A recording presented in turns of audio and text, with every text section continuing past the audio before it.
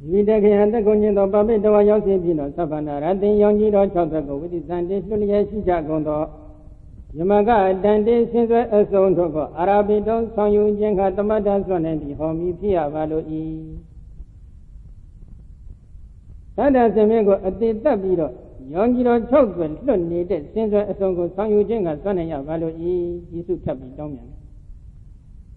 đóng lại để sinh ra rồi tu tu đóng cái mà bị bù ra rồi bị vậy, nó mà bị lo bị à đấy, mấy gì nó đi lại gì đấy, bao nhiêu cái giá đó đi làm gì, sao phải giá gì đấy, tôi bảo tôi biết gì rồi có, chỉ lên đó xây dựng nào chứ, càng cái ở chỗ đó cái dùng chỉ đó ra đi à, trả thang đi đấy, nhắm trả thang đi đấy, xây dựng bản chứ, đi lại gì đấy, lúc nào bao nhiêu mà tôi đang cái mấy thứ gì, cái gì bị quên đi là vậy đó xây đó bên này thì vi đầu đã đi lại xây dựng đi đấy ở chỗ, đi lại gì đấy bao nhiêu xây trong đó chứ, phụ thuộc vào đi, mà chỗ cái biết dùng đấy, nó, ấy lúc biết dùng đấy thì bao nhiêu dù là tu bát đạo khó số ở đây xem mà lấy cái này đi này mà đấy, đi này ở chỗ tu cái đi tu trong lại để xem cái chỗ phát triển này, tu nhiều lên trong đó này đấy, mà đi mình đi làm chuyện đấy, khi ta yêu nhau đó, bạn đi mấy em đi việc gì làm chuyện đấy, bạn đi mấy cái tu ye, alo ở đây có lại ba ở phía sau này đấy, nhiều thứ mình tu làm chuyện đấy, cái này mà lấy được mấy cái chuyện đi con được không? Cái gì có alo chạy lại ba gì này rồi nó bao lâu nữa? Tu đong nhau rồi, tại vì nó mắc công, nó, alo mắc công là sao cũng gì, và là những mấy cái tu ye, alo ở đây lấy bảo on tu cái số song này để xóa gì đấy, nhiều thứ bảo rồi, giá bị đấy chính cái mà, cái chính tu can thu rong cái gì, chính cái đó là đi, thay vì đó can thu rong cái này chính cái đó, mình là không nhị phiền đi, lục phiền đi, sao là xem những cái đó là mà xem phiền đi, đi lo đấy sao để con go, mà ta phải đi bộ mà con không chính không, mà sai đâu, quá chừng quá chát thôi, tại vì mấy tu ní này xóa gì đó. Cái chuyện cái đi sao là xem cái xây lưu miao phiền biết ta này nhà vào lối ít rồi bị rồi đi su đông bị rồi càng cũng trong cái này ở đây đi sao là xem cái tu mà ta phải ní này xây ra gì đó, cái đấy xui, nó càng cũng nhắm bị mà trong mi bộ cũng như cái đã đi bị rồi, ở đây trong cái mi mà rồi chuyện đó cũng phải là tu cái sao là xem cái ở đây ta coi ya ở đây tu cái một số điều cũng xây khai này nhà vào lối ít rồi là tu cái su đông thay càng cái mất lại gì nó, một số cái là nằm ở chỗ phía trên trên địa bàn đông phía này nó, đó nó thuộc một số phía này, đó nó thuộc một số cái cái này đó nó thuộc cái là hồ lông cái này ngã cái ba, người con đi qua đây cái, phía along above mà chỉ nói chuyện cái, để bao nhiêu chỉ cái đấy, ở đây chứ, mà chỉ nói chuyện để bao nhiêu chỉ này, đó nó thuộc một số cái này đấy, chính cái mà lôi lên này cái lôi ra, mà chỉ nói để bao nhiêu nó u phong xuống lại đấy, chính cái mà chỉ nói để ông quan chỉ được cái lôi lên này chính bao lôi ra. Ở đây chính cái cái một số cái khai lại mà khai mình nhìn thấy, mình ta vậy mình nhìn thấy một số đấy đi xây thang đi, bỏ lại đấy, cái chỗ cái này có nhắm bị mà thu đông bộ, mình đâu cũng là, nó cái job của con, ở đây luôn tao bị ta lại bị suy cho vào alung xây lung này chỉ bị ta lại đấy chính cái chỗ, ta đang xem cái lại chỗ trong mấy lại đấy chính cái mà alung đi vào, đi lại đấy chính cái chỗ ta đang xem cái, hiện giờ nó có tu cái này sát được bị lại vào đấy. Mình mà tu bắt đầu job ra lại ba, số bị đó, sẽ lấy upon cái đó, cái là lenga đi công bị đó phải số thang, nó, vậy đó, ở đây chính cái chỗ mà biết đấy, đó là đi mà thấy này bên này càng có trao mi cái đấy, ở đây đi càng cái ở chỗ bị vậy, càng quên cái cái chung nào vậy, nó, cái lối chung nào đấy, cái này đi xem cái sông giống như là cho tôi công dụng này đấy, sao đang xem mấy cái xem cái sông công như này đấy, chính cái chỗ đấy, ô, chỉ vì họ ông bị vậy rồi đấy, anh đi áp dụng. Ini tu pada mibiaji, tanda ma, sarang seni, gono jesu lori, eri singkat jaro, sekarang jam biru, tri jaro, ayam, jengguan dan jam biru, nalong babi jam, no, dia orang kau na, kau mahu, tapi bila dilo tiba siapa dulu, jam biru jilai mesra sini, surau, magene, wajah dan ubadan ni saya biru, kan ego surau ni, singkat ma, sen tanda, sen surau ni semua, mesti. Shosho thuế thì cái này có trò mi cái này, ở đây shosho thuế bùa thì mà chúng ta bùa, chúng ta đi, nó, cái cô đi nhà mà, bây giờ thì na ubadan thì cái này thay nhau rồi, cái này có trò mi đấy, ở đây, thế là tôi cho trong thằng chị cái đó, tôi nhớ lên trong thằng này đấy, chúng ta cái cái nào đó rồi, nhất chỉ có bao nhiêu, nó, tại vì mấy lúc ở đâu này nhất định là, bây giờ thì nó, nào đã uống rồi đi, đi nhà mà tôi bảo bố ya, ở đây uống này giống như đi, ở đây chúng tôi được này thắp cho chúng ta. Tháp gió gì nào cả, cái lúc bây giờ thì nào ubat đã thì khá là cái này có sao phui mà sao phui bên này, နိဗ္ဗာန်မရနိုင်ဘူးလားလို့တချို့ကတော့ဒီလိုမေးခြင်းမေးကြမရနိုင်တဲ့သဘောရှိပါတယ်နော်မြတ်စွာဘုရားကိုယ်တော်တိုင်ကမဟာနိဒနာတုတ်တံမှာဒီကြောင့်ကျိုးဆက်နွယ်နေတဲ့ပြိဿသမုပ္ပါသဘောတရားတွေကိုအနုဘောဓဉာဏ်ပရိဝေဒဉာဏ်ဖြင့်ကိုယ်တိုင်မျက်မှောက်ထွန်းဖောက်မသိခဲ့ဘူးဆိုလို့ရှိရင်နန္ဒရာဝဆင်းရဲဒုက္ခမှာဘယ်လိုမှကြော်လွှမ်းလွန်မြောက်ခြင်းကမစွမ်းနိုင်ပါဘူးဆိုပြီးတော့မြတ်စွာဘုရားကိုယ်တိုင်ကမဟာနိဒနာတုတ်တံမှာအတိအကျဟောထားပါတယ်ဒါကြောင့်နန္ဒရာဝဆင်းရဲဒုက္ခမှာကျွတ်လွတ်လိုတဲ့ယောဂီသူတော်ကောင်းမှန်ခဲ့ရင်တော့ဒီကြောင့်ကျိုးဆက်နေတဲ့ပြိဿသမုပ္ပါသဘောတရားတွေကိုဟုတ်တိုင်းမှန်စွာသိအောင်တော့ကြိုးစားအထောက်အမှာဖြစ်ပါတယ်အဲဒီလိုကြိုးစားအထောက်တဲ့အပိုင်းမှာဦးဇင်းတို့ယောဂီရဲ့တို့ရဲ့အတွေ့အကြုံလေးတစ်ခုဘုန်းကြီးကကျောင်းသားတွေကိုနည်းနည်းလေးချိတ်ပြီးတော့ပြောခြင်းနော်ဘာဖြစ်လို့ချိတ်ပြောခြင်းရလဲဆိုတော့ခုနကဒီနာထိုင်နေနဲ့စေတနာဘုန်းကြီးကဦးဇင်းကိုမေးတယ်ဘယ်နဲ့တော့တရားနာတဲ့ပုဂ္ဂိုလ်တွေယောက်ျားလည်းမတွေ့ပါလားတဲ့ဟောတော့ပြောပြီးဘုန်းကြီးကလည်းခက်ချက်ချက်နဲ့နည်းတော့ပြောလိုက်ပါတယ်ဟိုဘက်ဘေးဒီဘက်ဘေးမှာနည်းနည်းထိုင်နေတာတော့ရှိပါတယ်ဟုတ်တယ်မလားအဲ့ဒါနည်းနည်းလေးပြောလိုက်ရတယ်အဲ့ဒီတော့ဘာဖြစ်လို့လဲဆိုတာဒီအကြောင်းလေးဦးဇင်းကနည်းနည်းပြောခြင်းတယ်ဦးဇင်းတို့ဒီယောဂီတို့ခုလိုပေါ့ကြောင်းကျိုးဆက်နေတဲ့ပြိဿသမုပ္ပါသဘောတရားတွေကိုရှားဖွေလိုက်တဲ့အပိုင်းနော်အဲ့ဒီလိုရှားဖွေလိုက်တဲ့အပိုင်းလေးမှာယောဂီတို့ဆိုကြပါစို့လွန်ခဲ့သော၄ဘဝလောက်ကိုသူကနှမ်းပြီးကြည့်လိုက်တယ်သဘောပြီးတစ်ဘဝကြောင်းကျိုးဆက်နေတဲ့သဘောကြည့်ပါတယ်ကြည့်လိုက်တော့ဒီနေရာမှာပြောချင်တဲ့အပိုင်းလေးကတော့၄ဘဝမြောက်၄ဘဝမြောက်ကိုသူနှမ်းကြည့်လိုက်တဲ့အချိန်ခါမှာသူကအယူမှတယောက်ဖြစ်ယူလိုက်တာဒီခါတဲ့အဝတ်စားလည်းမနိုင်စားရမှမသိတောက်ရမှမသိယူသွားကျင်တဲ့နေရာသွားလှုပ်ချင်တာဒီကြောက်တော့အဲ့ဒီအယူမှဘောက်ကိုတွေ့လိုက်တော့သူစိတ်ထဲမှာအမတန်ထိခိုက်သွားတယ်ထိခိုက်သွားတဲ့အချိန်ကကျတော့ဘုန်းကြီးလာလျှောက်တော့ဘုန်းကြီးကလည်းကဲဒီလိုဆိုလို့ရှိရင်ဟိုဘက်ကပြစ္ဆုမအတိတ်ကိုနှမ်းကြည့်လိုက်ပါအဲ့ဒီလိုအယူမှဘောက်ကိုဘယ်လိုကံတွေကရောက်အောင်ပို့ဆောင်ပေးတယ်ဆိုတာကိုသိချင်ရင်ဟိုဘက်ကသေဂာနိကာလပြစ္ဆုမအတိတ်သေဂာနိကာလမရဏတနာခံမှာမရဏတနာဆိုကြည့်နေတောနေတဲ့အချိန်ကမှထင်နေတဲ့အာယုန်တွေကိုနှမ်းဆက်ပြီးတော့ဝိဇာရဏဥပါဒသင်္ခါရကံတွေကိုနှမ်းပြီးရှားဖွေလိုက်ပါဆိုပြီးဘုန်းကြီးကကြိုးစားခင်းလိုက်ကြိုးစားခင်းလိုက်တဲ့အချိန်ကကျတော့သူကဟိုဘက်ပြစ္ဆုမအတိတ်မှာသူကအမျိုးသားဖြစ်ပါတယ်အဲ့ဒီအမျိုးသားကဘာလုပ်တဲ့အမျိုးသားလဲဆိုတော့သူကအခါသမဖြစ်နေဟုတ်တယ်မဟုတ်လားအခါသမဖြစ်နေတဲ့အချိန်ကကျတော့ဘုန်းကြီးကကျောင်းသားကျောင်းသူတွေထဲမှာတချို့ကျောင်းသားတွေအခါသမတွေဖြစ်တဲ့အကြောင်းကိုဘုန်းကြီးကဩစတြေးလျဘုန်းကြီးနဲ့ခုနကဆွေဇာလန်ဘုန်းကြီးတို့ကိုစမ်းပြီးတော့ပြောမိတယ်ပြောပြီးတော့သူတို့ကလည်းပြောလဲတပည့်တော်လောက်မဆိုးပါဘူးတဲ့သူကကျောင်းသားတွေဘက်ကရှင်းနေလိုက်ဆိုတယ်တပည့်တော်တို့ကျောင်းသားတို့ကဒီတဲ့ဆိုတယ်ဟုတ်တယ်မလားအဲ့ဒါသူကအခါသမဖြစ်ခဲ့တဲ့အခါကျတော့အဲ့ဒီအခါသမဘဝနဲ့သူကကံတွေကိုထူထောင်ခဲ့အခါသမဘဝနဲ့ကံတွေကိုထူထောင်ခဲ့တဲ့အတွက်ကြောင့်ဒီကံကအကျိုးပေးတဲ့အချိန်ခါမှာယောက်ျားပဲဖြစ်ဖြစ်မိန်းမပဲဖြစ်ဖြစ်ယောက်ျားဖြစ်လဲအယူပဲမိန်းမဖြစ်လဲအယူပဲအဲ့တော့ဒီသုရဘာဏကံကြောင့်ယူတဲ့ဘဝရပါသို့တော့ဒီလူဘဝကိုရရှိခြင်းဒီသုရဘာဏကံကြောင့်တော့မဟုတ်ပါဘူးအခြားကံတစ်ခုပဲသူကဇီတော်တစ်ခုမှရှ िख ိုးပူဇော်ခဲ့ပါတယ်နော်ရှ िख ိုးဝိပုခဲ့တဲ့ကုသိုလ်ကံလေးရှင်ပြီးလှုပ်ပြီးတော့ရှ िख ိုးဝိပုခဲ့တဲ့ကုသိုလ်ကံလေးရှိတယ်ဒါပြင်နဲ့ဒီကုသိုလ်ကံလေးမှာသူကဘာရိခြံရထားတယ်လို့ပြီးတော့အရက်ကိုကြိုက်နေတဲ့တွေ့တာမေမောနေတဲ့ကံလေးအရက်ကိုတောက်ခဲ့တဲ့ကံလေးကဒီကံလေးကိုဝိုင်းရံထားတယ်ဝိုင်းရံထားလိုက်တဲ့အချိန်ကကျတော့ဒီကံကအကျိုးပေးတဲ့ဘဝမှာလူဖြစ်လဲလူယူနတ်ဖြစ်လဲနတ်ယူခွေးဖြစ်လဲခွေးယူပဲဖြစ်ရတယ်ဒီလိုဆိုလို့ရှိရင်ဒီလိုအယူမှမဖြစ်ချင်ကြဘူးဆိုလို့ရှိရင်ကျောင်းသားတွေကျောင်းသူတွေအရက်တောက်တယ်လားမတောက်တယ်ဘူးလားဘယ်လိုတော့ဟိုဘက်ကဒီကလေးတွေပြင်းစမ်းဖို့ဟမ်အဲ့ဒါမိမိတို့ကိုယ့်ဟာကိုယ်ဆုံးဖြတ်ချက်ချကြနော်တို့ကကံတစ်ခုအရာတည်သွားပြီခုမင်းတို့အရက်တောက်တယ်အရက်တောက်ပြီးတော့ခုဘုန်းကြီးကြီးမှလာတရားနာတယ်ဆိုကြပါစို့အရက်တောက်တဲ့ကံတွေကမိမိတရားနာတဲ့ကုသိုလ်ကံမှာဆံရံထားပြီဒီကံကအကျိုးပေးပြီဆိုရင်ဘယ်လိုအကျိုးပေးမလဲယောက်ျားဖြစ်လဲအယူမိန်းမဖြစ်လဲအယူပဲအဲ့တော့အယူဘဝကိုလိုချင်သလားမလိုချင်ဘူးလားလို့မိမိကိုယ်ကိုမေးရင်ဘယ်လိုဖြစ်မလဲမလိုတော့မလိုချင်ဘူးဒါပေမဲ့အယူဘဝယောက်ျားဖြစ်တဲ့ကံကိုမပြုပါနဲ့လို့ပြောရင်ဟောမပြုဘဲမနေနိုင်ဘူးတဲ့ရပါမလားမရနိုင်ဘူးနော်အဲ့ဒါသတိထားပြီးတော့ဒီကြောင်းကျိုးဆွနေတဲ့သဘောကကံတစ်ခုဒီကံအရာတည်တော့ပြင်ပြန်ပြီးဖြတ်သိမ်းဖို့ရဘယ်လိုမှမစွမ်းနိုင်ဘူးခုနကသုဘတာကြည့်ပေါ့သရသမင်းကိုတတ်လို့တဲ့စိတ်ထက်ဖြင့်ကံကိုထူထောင်ခဲ့ဒီကံကအကျိုးပေးတဲ့ဘဝရောက်လာတဲ့အချိန်ကမှသရသမင်းကိုမတတ်ဖက်သူနေနိုင်လားမနေနိုင်ဘူးစိတ်တက်တွေကတတ်ရမှပဲရှင်းတတ်ဒီလိုဖြစ်တယ်ကောင်းသလားမကောင်းဘူးဒါကြောင့်ကံကိုမထူထောင်ခင်လေးမှပြီးလို့ရဲ့စိတ်ကလေးကိုပြုပြင်ပေးပါဒါကကြောင်းကျိုးဆက်နေတဲ့ပြိဿသမုပ္ပါသဘောတရားပဲ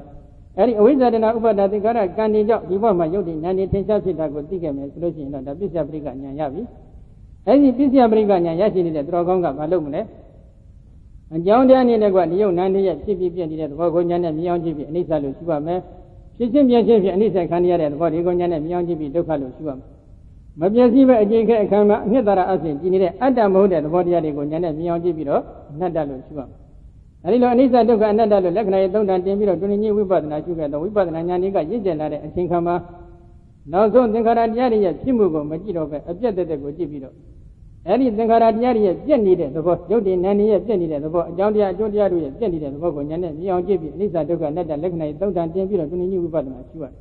အဲဒီလိုရှုတဲ့အပိုင်းမှာမြတ်စွာဘုရားကခုနကအာနာပါနကျင့်စဉ်မှာဒုတိယစလုတ်ကတတိယစလုတ်စသည်ကိုဟောထားပါတယ်နော်ဘယ်လိုဟောလဲဘုရားရှင်ရဲ့အသက်ရှုပုံနည်းစနစ်ကလေးတွေပါပိဋိပရိသဝေတိအတ္တသိတ္တမိတိသိက္ခတိပိဋိပရိသဝေတိပတ္တသိတ္တမိတိသိက္ခတိပိဋိပရိသဝေတိပိဋိကိုထင်းထင်းရှားရှားတည်တည်ဖြစ်၍အတ္တသိတ္တမိဝင်သက်လေးကိုဖြစ်เสียဣတိသောသိက္ခတိจิต၏ပိဋိပရိသဝေတိပိဋိကိုထင်းထင်းရှားရှားတည်တည်ဖြစ်၍ပတ္တသိတ္တမိထွက်လေးကိုဖြစ်เสียဣတိသောသိက္ခတိจิต၏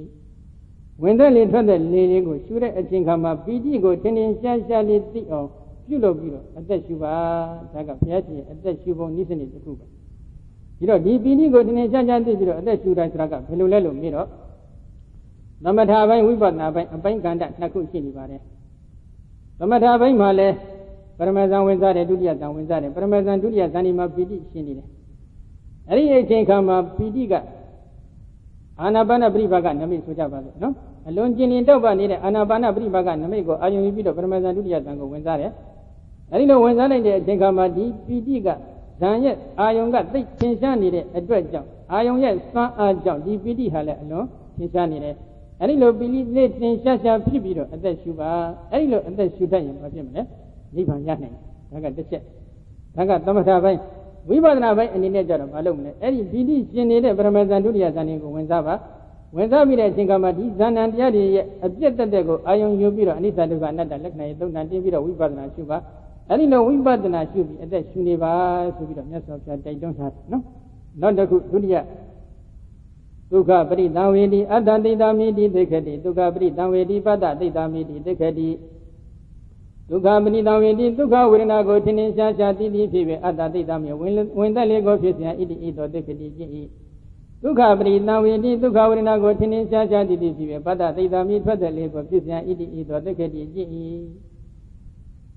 ဒုက္ခဝေဒနာခန္ဓာဒုက္ခခန္ဓာဒုက္ခနဲ့ရှင်တွဲနေတယ်နော်နိုင်ငံ၅ပါးထဲမှာပံဝင်နေတဲ့ဒုက္ခဝေဒနာလေးကိုထင်ထင်ရှားရှားသိပြီးတော့အသက်ရှုနေပါတဲ့နော်အဲ့ဒါလဲသမထပိုင်းဝိပဿနာပိုင်းနှစ်ပိုင်းရှိပါတယ်သမထပိုင်းမှာဒီပရမဇန်ဒုတိယဇန်တတိယဇန်တွေကိုဝင်စားမယ်ဝင်စားပြီးနေမယ်ဆိုလို့ရှိရင်ထွက်ချိန်ခါမှာဇန်ရဲ့အာယုံဖြစ်တဲ့ဒီအာနာပါနပရိပါကနမိတ်အာယုံရဲ့စွမ်းအင်ကြောင့်ဒီဒုက္ခဝေဒနာတွေအလွန်ထင်ရှားနေတယ်အဲ့ဒီလိုထင်ရှားရှားနဲ့အသက်ရှုနေစမ်းပါထင်ရှားရှားသိပြီးတော့အသက်ရှုပါဒါကတစ်ချက်ဝိပဿနာပိုင်းရောက်လာတော့ဒီပရမဇန်ကိုဝင်စားတယ်ဒုတိယဇန်တတိယဇန်တွေကိုအစဉ်တိုင်းဝင်စားတယ်အဲ့ဒီဇန်နံတရားတွေကိုအနိစ္စဒုက္ခအနတ္တလက္ခဏာရေးသုံးတန်တင်ပြီးတော့အပြတ်တက်တဲ့ကိုအာယုံပြီးတော့ဝိပဿနာရှုတယ်အဲ့ဒီလိုရှုခဲ့မယ်ဆိုလို့ရှိရင်လည်းဒါဒုက္ခကိုထင်ရှားရှားသိပြီးတော့အသက်ရှုနေပြီတဲ့အဲ့ဒီလိုအသက်ရှုစမ်းပါဆိုပြီးဘုရားတိုက်တွန်းထားတယ်နော်နောက်တစ်ခုစိတ်တသင်္ခါရပရိသဝေတိအတ္တသိတ္တမိတိသိက္ခတိစိတ်တသင်္ခါရပရိသဝေတိပတ္တသိတ္တမိတိသိက္ခတိစိတ်တသင်္ခါရပရိသဝေတိဝေဒနာတင်ညာဟုခေါ်ဆိုအပ်တဲ့စိတ်တသင်္ခါရတရားကိုချင်းချင်းရှားရှားသိသိဖြစ်ပြီးအတ္တသိတ္တမိဝင်သက်လေးကိုဖြစ်เสียဣတိဣသောသိက္ခတိจิต၏စိတ်တသင်္ခါရပရိသဝေတိစိတ်တသင်္ခါရတရားကိုချင်းချင်းရှားရှားသိသိဖြစ်ပြီးပတ္တသိတ္တမိထွက်သက်လေးကိုဖြစ်เสียဣတိဣသောသိက္ခတိจิต၏စိတ်တသင်္ခါရအမိရနေတဲ့ဝင်သက်လေးထွက်သက်လေးကိုစိတ်တသင်္ခါရအမိရတဲ့ဝေဒနာတင်ညာနှစ်ပါးကိုချင်းချင်းရှားရှားသိပြီးတော့အသက်ရှုပါဒီလိုဘုရားတိုက်တွန်းတယ်ဒါကလည်းသမထပိုင်းဝိပဿနာပိုင်းနှစ်ပိုင်းလို့ပါပါတယ်နော်နောက်တစ်ခုပတ္တံဗျံစိတ်တသင်္ခါရအတ္တသိတ္တမိတိသိက္ခတိပတ္တံဗျံစိတ်တသင်္ခါရပတ္တသိတ္တမိတိသိက္ခတိစိတ်တသင်္ခါရအမိရနေတဲ့ဝေဒနာတင်ညာတရားနှစ်ပါးကိုသိမွေ့အောင်နုညံ့အောင်ပြုလုပ်ပြီးတော့အသက်ရှုနေပါတဲ့သမထပိုင်းဝိပဿနာပိုင်းနှစ်ပိုင်းပဲနော်သမထပိုင်းမှာဆိုလို့ရှိရင်တော့ဥစ္စလို့စိတ်တသင်္ခါရအမိရနေတဲ့ဝေဒနာတင်ညာဆိုတာကတော့ပရမဇန်ဒုတိယဇန်တတိယဇန်ဒီမှာဒုက္ခဝေဒနာသရုဒ္ဓဇန်မှာဥပ္ပခဝေဒနာဖြစ်ပါတယ်အဲ့ဒီဝေဒနာတွေကိုထင်ရှားရှားသိပြီးတော့အသက်ရှုပါလို့ နာကိုသိမ်မွေ့နုညံ့သွားအောင်ပြုပြင်ပြောင်းလဲပြီးတော့အသက်ရှူပါဘယ်လိုပြုပြင်ပြောင်းလဲရမလဲလို့မေးတော့ပရမဇံဝေဒနာတဲ့ဒုတိယဇံဝေဒနာတဲ့တတိယဇံဝေဒနာတတိယဇံဝေဒနာတဲ့သရုတ်တဇံဝေဒနာတွေကအစစ်စစ်သိမ်မွေ့တယ်ဒါကသမထပိုင်းဝိပဿနာပိုင်းကြတော့လေခုနကဒီဝေဒနာတွေကိုအပြတ်တက်တဲ့အာယုဝေဒနာဥဆောင်နေတဲ့ဒီဇံတွေကိုဝင်စားပြီးတော့ဒီဇံဏတရားတွေရဲ့ပရမဇံဒုတိယဇံတတိယဇံသရုတ်တဇံတွေကိုဝင်စားတယ်အဲ့ဒီဇံဏတရားတွေနဲ့ရှင်တွဲနေတဲ့ဝေဒနာဥဆောင်နေတဲ့ဒီဇံဏတရားတွေကိုအနိစ္စဒုက္ခအနတ္တလက္ခဏာသုံးတန်တင်ပြီးတော့အပြတ်ကိုအာယုယူပြီးတော့ဝိပဿနာရှုအဲ့ဒီလိုရှုကြမယ်ဆိုလို့ရှိရင်တစ်ဆင့်နဲ့တစ်ဆင့်ဒီဝေဒနာတွေဟာလည်းသိမ့်ပွေနုညံ့သွားလိမ့်မယ်အဲ့ဒီလိုဝေဒနာလေးတွေဥဆောင်နေတဲ့နံတရားတွေကိုအနိစ္စဒုက္ခအနတ္တလက္ခဏာသုံးတန်တင်ပြီးတော့ဝိပဿနာရှုနေအသက်ရှုနေပါဒီလိုမြတ်စွာဘုရားအသက်ရှုပုံနည်းစနစ်တိုက်တွန်းတယ်ဒီရှုပုံနည်းစနစ်ကတော့ဝေဒနာနုပါဒနာနည်းလို့ခေါ်ပါတယ်ဒီဝေဒနာနုပါဒနာရှုတော့မဲ့ယောဂီပုဂ္ဂိုလ်ကပထမယုတ်ကမ္မထကိုရှုထားပြီးဖြစ်ရမယ်ဒုတိယကတော့ဒီဝေဒနာနဲ့တကွရှင်ဘက်စိတ်စိတ္တိနံတရားတွေကိုစနစ်တကျသိသိပြီးတော့ဝိပဿနာရှုပါသုံးတတ်တတ်ရမယ်ဒါကဒုတိယစတုကနောက်တတိယစတုကအသက်ရှုပုံနည်းစနစ်မြတ်စွာဘုရားဆက်ဟောတယ်စိတ်တပရိသဝေတိအတ္တသိတ္တမိတိသိက္ခတိစိတ်တပရိသဝေတိပတ္တသိတ္တမိတိသိက္ခတိဟန်စိတ်ကလေးကိုတနည်းရှားရှားသိပြီးတော့အသက်ရှုသမှာတဲ့တိုက်တွန်းထားတယ်အဲ့ဒါဇံဝင်သမထဘိုင်းမှာဆိုရင်တော့ဇံနေဝင်စားမယ်အဲ့ဒီလိုဇံနေဝင်စားပြီးတော့အသက်ရှုနေခဲ့လို့ရှိရင်တော့ဒီဇံစိတ်ကိုတနည်းရှားရှားသိပြီးတော့အသက်ရှုပြီးမြည်တယ်ဝိပဿနာဘိုင်းကျတော့ဒီဇံစိတ်ဥဆောင်နေတဲ့နံတရားတွေကိုအနိစ္စဒုက္ခအနတ္တလက္ခဏာတွေသုံးတန်တင်ပြီးတော့ဝိပဿနာရှုတယ်အဲ့ဒီလိုဝိပဿနာရှုပြီးအသက်ရှုနေခဲ့မယ်ဆိုလို့ရှိရင်တော့ဇံစိတ်ကိုတနည်းရှားရှားသိပြီးတော့ဝိပဿနာရှုပြီးမြည်တယ်နော်နောက်တစ်ခုအဘိပမောရိယံစိတ်တအတ္တသိတ္တမိတိသိက္ခတိအဘိပမောရိယံစိတ်တပတ္တသိတ္တမိတိသိက္ခတိစိတ်ကိုရှင်လန်းတက်ကြွဝမ်းမြောက်စေပြီးတော့ဝမ်းပန်းတတာဖြင့်အသက်ရှုနေပါဆိုပြီးဒီလိုဘုရားရှင်တိုက်တွန်းထားတယ်အဲ့ဒါလည်းသမထပိုင်းဝိပဿနာပိုင်းနှစ်ပိုင်းပဲသမထပိုင်းမှာဥစဉ်တော့ပရမဇံဝင်စားတယ်ဒုတိယဇံဝင်စားတယ်တတိယဇံဝင်စားတယ်ပရမဇံဒုတိယဇံတွေကိုဝင်စားတဲ့အချိန်ခါမှာပီတိရဲ့စွမ်းဟုန်ကြောင့်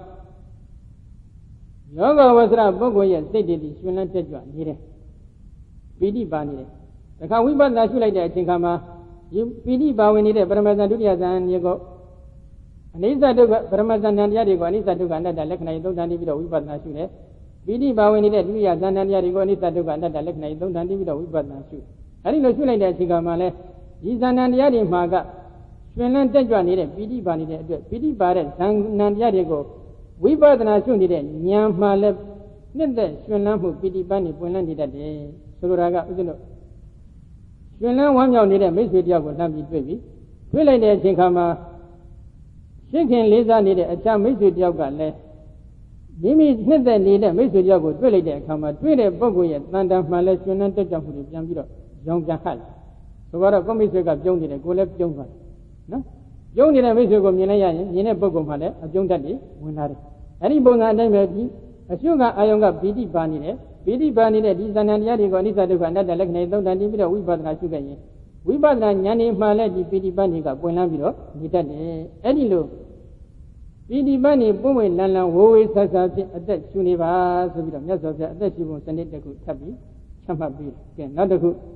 ုသမာဓံစိတ်တအတ္တသိတ္တမိတိသိက္ခတိသမာဓံစိတ်တပတ္တသိတ္တမိတိသိက္ခတိစိတ်ကလေးကောင်းကောင်းထားပြီးတော့အသက်ရှုပါဘယ်လိုစိတ်ကောင်းထားပြီးတော့အသက်ရှုတာပရမဇန်ဒုတိယဇန်တတိယဇန်သရုတ်တဇန်ဆိုတဲ့ဇန်တွေကိုဝင်စားရင်ဇန်အာယုံမှာဘာဝနာစိတ်ကညောစွာကပ်ပြီးကြီးနေတယ်အဲဒီလိုအခါမှာဇန်အာယုံအာနာပါနပရိပါကနမိအာယုံမှာဘာဝနာစိတ်ကညောစွာကပ်ပြီးကြီးနေပြီးတော့အသက်ရှုနေခဲ့ရင်အာယုံမှာစိတ်ကိုကောင်းကောင်းထားပြီးတော့အသက်ရှုနေသည်ပြီးတယ်အဲဒီလိုကျင့်ပါနော်တစ်ချက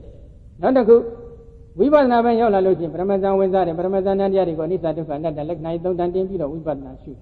်အလားတူပဲဒုတိယဇန်တတိယဇန်သရုတ်တဇန်တွေကိုဝင်စားတယ်အဲဒီဇန်တရားတွေကိုအနိစ္စဒုက္ခအနတ္တလက္ခဏာသုံးတန်တင်ပြီးတော့အပြက်ကိုအာယုံယူပြီးတော့ဝိပဿနာရှုအဲဒီလိုဝိပဿနာရှုကြမယ်ဆိုလို့ရှိရင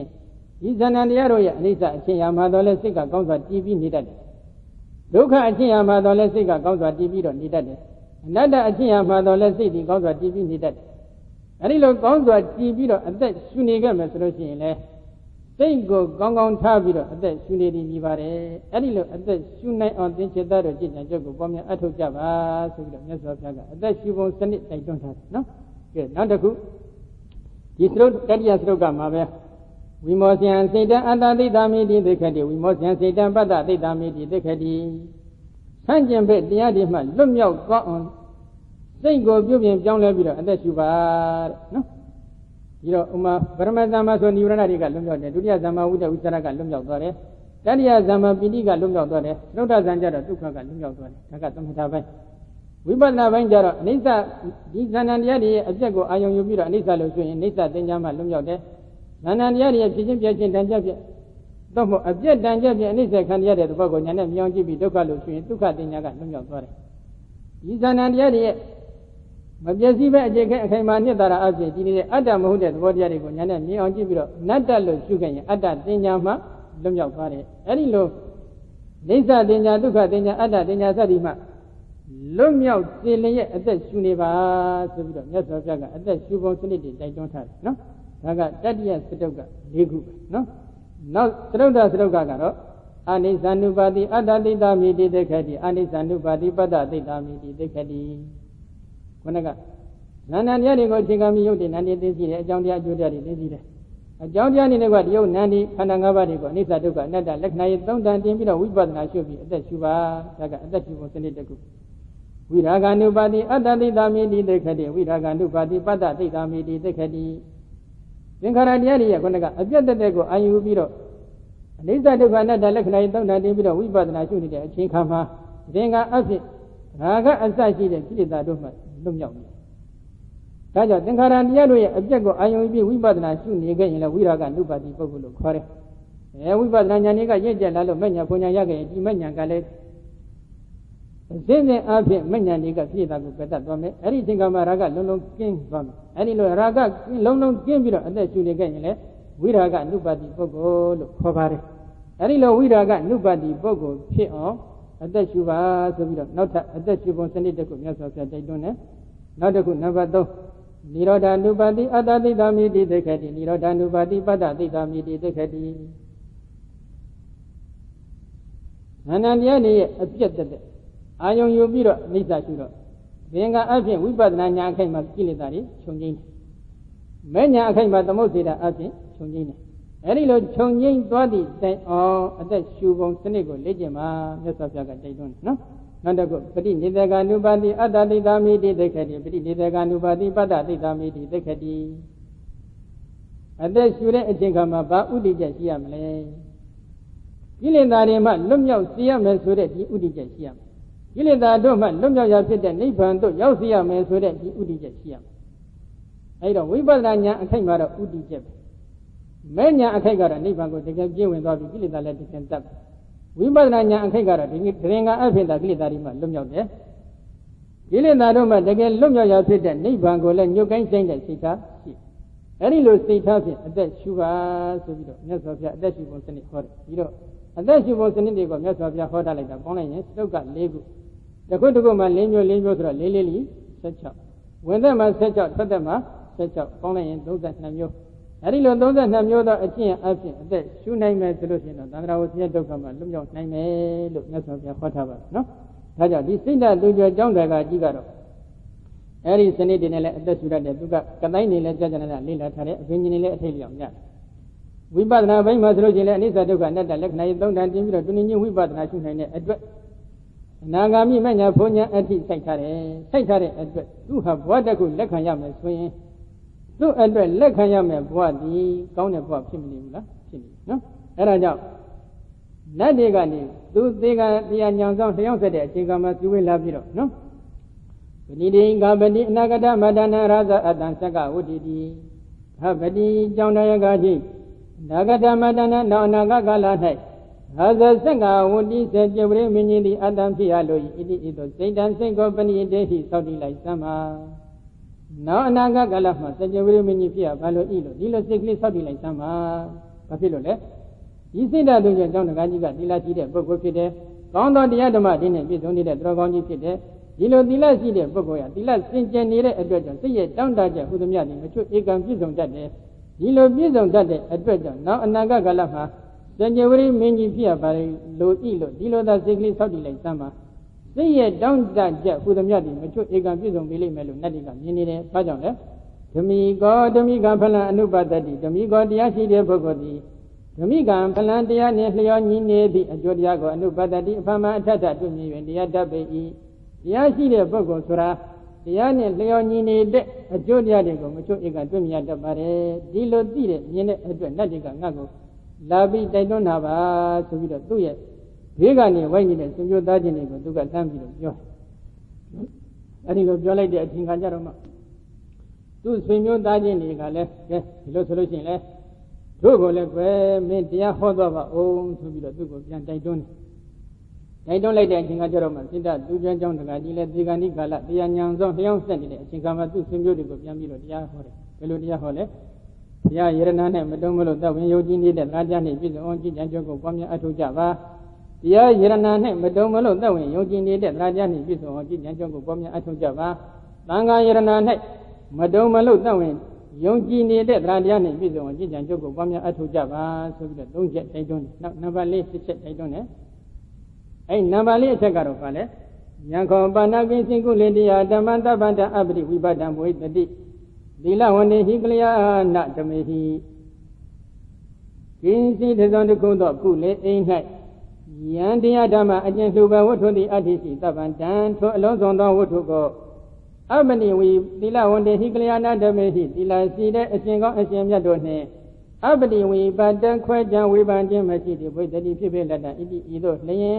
ဘောသင်ဆွေမျိုးအပေါင်းတို့သည်သခိတာပံကျင့်ကြံကြောကိုပွားများအထောက်ကြပါဒီမှာရှိနေတဲ့ပစ္စည်းတွေရှိတယ်အဲ့ဒီပစ္စည်းတွေနဲ့အဲ့ဒီပစ္စည်းတွေအပေါ်မှာသီလရှိနေတဲ့အရှင်ကောင်းအရှင်မြတ်တွေနဲ့ခွဲခြားဝေဖန်မှုမပြုပါနဲ့ဘာပြောတာလဲဒါကသားအတွက်ဒါကသမီးအတွက်ဒါကငါအတွက်ဒီလိုဆိုရင်တော့ဒါခွဲခြားဝေဖန်မှုရှိတယ်လို့ပြောရအဲ့ဒီအိမ်မှာရှိတဲ့ပစ္စည်းတွေကိုဒါကဘု து အတွက်ပါလို့ဒီလိုခွဲခြားဝေဖန်မှုမရှိပဲသီလရှိတဲ့ပုဂ္ဂိုလ်တွေနဲ့ငါအတူတန်ခိကပစ္စည်းလို့သဘောထားပြီးတော့ဝေဖန်သုံးဆွဲမယ်ဆိုတဲ့ဒီစိတ်ထားရှိရင်ဒါခွဲခြားဝေဖန်မှုမရှိဘူးလို့ဆိုရတယ်အဲ့ဒီလိုခွဲခြားဝေဖန်မှုမရှိဘဲနဲ့ကျင့်ကြံကြုတ်ကိုပွားများအထောက်ပြီးလောကမှာနေထိုင်ပါဆိုပြီးတော့၄ချက်တိုက်တွန်းသွားတယ်ဘုရားတရားသံဃာဆိုတဲ့ယရဏသုံးပါးမှာမတုံးမလို့တော့ဝင်ယုံကြည်တဲ့တရားတရားနဲ့ပြည့်စုံအောင်ကြိုးစားပါမိမိပစ္စည်းကိုခွဲခြားဝေဖန်မှုမရှိပဲသီလရှိတဲ့အရှင်ကောင်းအရှင်မြတ်တွေနဲ့အတူတကွခွဲခြားဝေဖန်ပြီးသားသုံးဆွဲပါဆိုပြီးတော့ဒီလိုတိုက်တွန်းပြီးတော့စိတ်ဓာတ်သူကျွဲကြောင်းတကာကြီးလည်းကွယ်လွန်သွားပါတယ်ဒါကြောင့်ဒီနေ့တရားနာပရိသတ်အပေါင်းတော်ကောင်းတို့လည်းစိတ်ဓာတ်သူကျွဲကြောင်းတကာကြီးကိုအတုယူပြီးကျင့်ကြံကြုတ်ကိုပွားများအထောက်နိုင်ကြပါစေလို့တိုက်တွန်းရင်တရားသိကြရအောင်နော်စိတ်တော်ကာမိပပစိန်တို့တန်တော်ခံပြီးရစိန်တကာဧတုံမိပြလူသိခာဟောပပိစိတာတုပေတလာတန်တော်ဖရာအလျာပိစေကနှင့်အရိယာနွယ်လောင်းဟိုတို့ရှိကသူတော်ကောင်းတို့သည်ဂံမီရာစိန်တကနည်းနည်းသည့်ဓာတ်ဘောတွေကိုနည်းနည်းစွာကြံစင်အကြံကောင်းဝင်တော်မူကြကုန်သည်ဖြစ်၍ကာမိရှိကပြုဖန်ကုသိုလ်ကံတို့စီမံထောက်မှလက်ရောက်ရာသာညာလာဇနီတဲ့ကြည်ကြည်ငယ်နှင့်ဤနွယ်ရော်ယူကိုတော်တို့ပိုင်သားသည့်ကာမဝတ္ထုဆုစုတို့ကိုဣတဝါငါတို့ပိုင်ညာဤကာမတရားတို့သည်အများနှင့်ဆက်ဆံမိဒီကဝန်ထံယန္တိကမြောင်များတကယ်ကိုကြောက်လန့်ဖွယ်ဒီပါတကားဟုကြောက်အတော်ညံကျွဲလွတ်လွတ်ကြီးစွန့်ပဲတော်မူကြကုန်သည်ဖြစ်၍ပပစိန်သူဂရဝါဒတမ္ပါဒဟုကိစ္စများမြောင်လူတို့ပေါင်းဝတ်နှောင်းကိုလွတ်အောင်ကြုံလျက်ယုံကန်ထွက်၍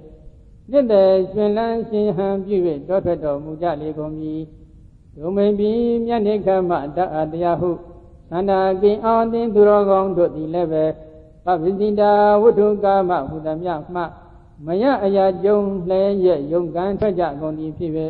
သူပေတလာသမရိတာမိပြခုံမင်းပုံအတွင်တို့ရှိခင်လေးမြတ်နှစ်သက်အပ်တော်သီလကိုယ်စီကိုယ်ခါရှိကြကုန်သည်ဖြစ်၍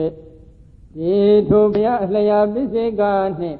အရိယာနွယ်လောင်းဟိုတို့ရှိကသူတော်ကောင်းတို့ကိုအနုသိခာဟောအတုလိုက်ခကျင့်တရာကိုကျင့်ကမသွေအာထုတ်နိုင်ကြပါစေကုန်သတည်း